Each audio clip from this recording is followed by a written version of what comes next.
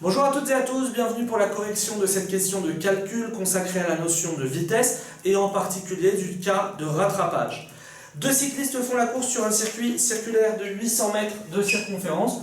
Concrètement, ça veut dire qu'ils sont tous les deux au même point, me dit l'exercice. Concrètement, le tour fait 800.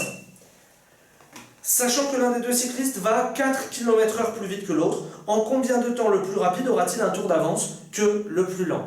Donc, ça veut dire quoi? Ça veut dire que les deux partent du même point.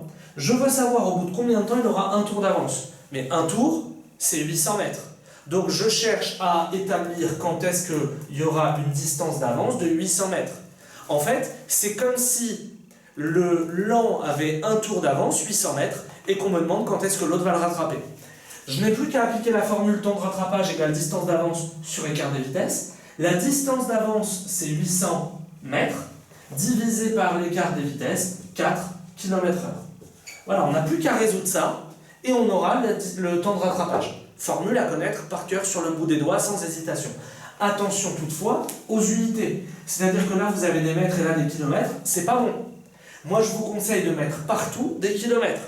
Concrètement, qu'est-ce que ça va donner? 800 mètres, c'est 0,8 km, divisé par 4 km/h. Et là, on est bon, on a du kilomètre et du kilomètre-heure, ça commence à devenir intéressant.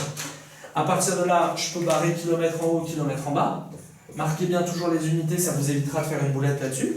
0,8 sur 4, je ne suis pas fanat de 0,8 sur 4, j'aime pas les virgules. Moi, je vais lui faire x10 en haut, x10 en bas, 8 sur 40 heures. Mon résultat est bien en heures.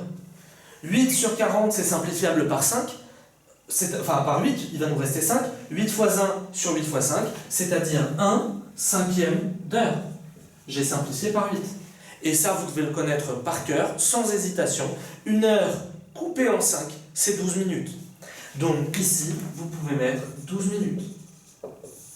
Donc ça, il doit y avoir zéro hésitation sur un tiers d'heure, un quart d'heure, une demi-heure, un sixième d'heure, un dixième d'heure. Vous devez être incollable là-dessus. Un cinquième d'heure, c'est bien 12 minutes.